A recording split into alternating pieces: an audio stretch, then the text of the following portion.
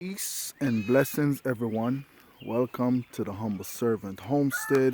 Today I am out here, and the reason for this video here is because for the past 2 nights we had temperatures that dropped down into 37, and just bring you all out here, showing you guys our potatoes. Frost did a little bit of damage, but I think they should bounce back. They might put out some new growth, but that is one of the damage there from the frost. And you would believe that 32 degrees you would not get that much frost, but yes, we did. Not 32, 37 degrees. And over here is our tomatoes. Now on the first night, because it was 37 degrees, I said, maybe it might not do any damage, but guys, yes it did. And so I'm gonna get down here and show you all a couple of our tomato plants that got damaged. And so yesterday I came out and put down these flower pots on top of tomatoes and peppers. And so I'm gonna remove some of these pots and just show you some of the damage that happened with our tomato plants and also with our pepper plants. Give me just a moment. So this here is the damage. I don't know if y'all can see it very well, but yes, I only have a few tomato plants that survive the cold nights that we had. But nonetheless, we do have, and as y'all can see there, that's the damage. But nonetheless, we do have a couple more tomato plants that we planted, and not planted, but have in pots in the greenhouse. And so we will go ahead and get those in the ground. Now guys, one of the things I want to talk about is our last frost date was April the 1st. Okay, and so what we did, we waited 2 weeks 2 weeks before we planted anything, to put anything in the ground. But guess what, this temperature is this weather is unpredictable, and so that's what happened. So I'm gonna take you guys on over there to the pepper plants right now and show you what we have. Okay, so now we are down here where we planted our Scotchy babies, and it is heartbreaking to see them here the way how they are right now, where that the frost came through and damage. And so right here y'all can see the heart of the Scotch bonnet plant is pretty much burned out. But I'm gonna leave these in the ground, because what will happen on the side where the leaves are, as y'all can see a little baby leaf right there coming up. So over a period of time, what will happen, they will go ahead and regerminate from the sides.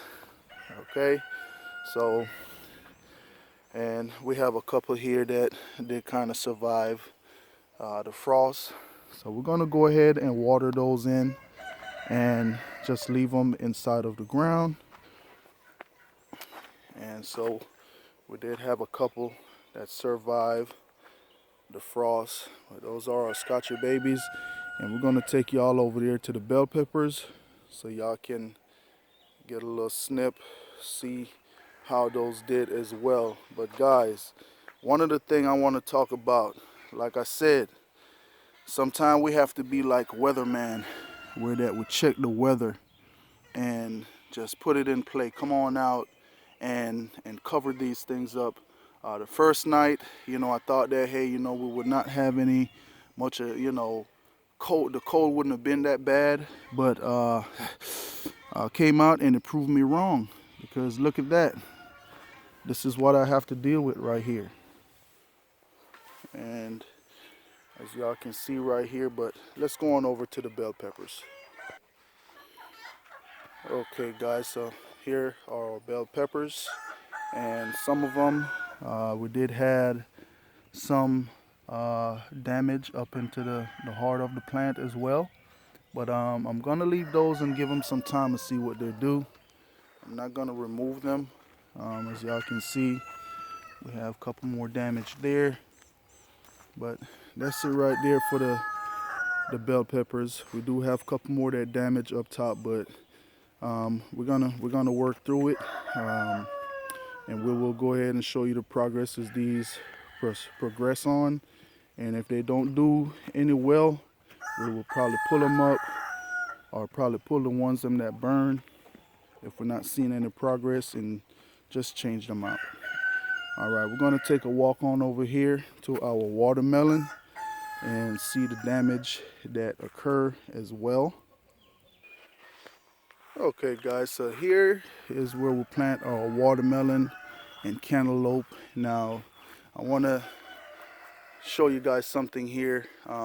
This area over here is where our orchard are for our fruit trees. And so what we did, killing two birds with one stone, we went ahead and plant our uh, watermelons and cantaloupe in this area here, just to utilize the space. So I'm gonna go ahead and remove these tops off the watermelon and cantaloupe, and so we can see the damage that happens. Okay, now we have all our tops removed. Now these tops was placed on here last night, and this damage was happened on the first day when the frost came through. And so last night I came out and covered them up to make sure that that did not happen again. And as you can see, we have one of our tops burned on our watermelon there. That one right there, that one might not survive. Over here we have two that's burnt. Those two might not survive, and the reason why I say they probably won't survive is because you can see the heart of the plant here is burned out. Um, I just probably replant them and not take that chance to waste time and try to have them to regerminate. I think they might have went through a little shock with that happening. Those over there are fine, and for the most part, quite a bit of them is fine. They did not get that much damage. But yes guys, this here is our watermelon patch. Cantaloupe didn't do so well. Those are burnt up completely. As y'all can see, this cantaloupe there burnt up completely. We have one that survived. All right guys, so I'm gonna take y'all on down to the bottom where we have our corn and okra planted, and go ahead and wrap this video on up. All right. Okay guys, and so we are down here at the bottom pasture where we have our corn and okra planted, and today I'm gonna get ready to take the tarp off of the top here. And so far we are looking good, because I did see a couple of stuff starting to germinate, and those big old footprints you see here. My dog got out and he went to running and kind of got in it a little bit. But let me see if I see one here that is germinating. And yes guys, right here we have germination.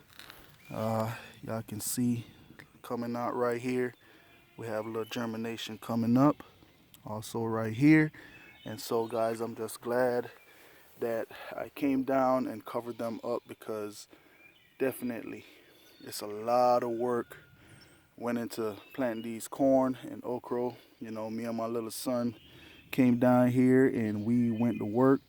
And so I got some more corn to plant, and I'm gonna take you guys along the process of showing you all how we went about planting these corn here. Now this corn here been planted about a week ago, and like I said guys, we waited 2 weeks before we came and put anything in the ground.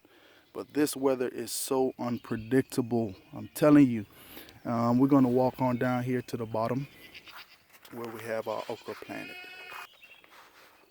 Okay guys, so here we are with the okras, and so far we have real good germination coming. We have some that is coming up, some that have not burst all the way out the ground yet. And I did have a couple of damage down here on our okra plant, and as you can see right here, look at that. That is burnt up completely. So what I'm gonna do later on today, I'm gonna go ahead, burnt up completely. I'm gonna go ahead, come back down and reseed this spot where all the ones got burnt up at, just so we can have those okra come on up. So you can see here, that one is gone. It is burnt all the way up. This one is good here. But guys, so far it's not as bad, you know, and I am happy and thankful for that, guys. And over here you can see where I use my wife tent cover to cover it up.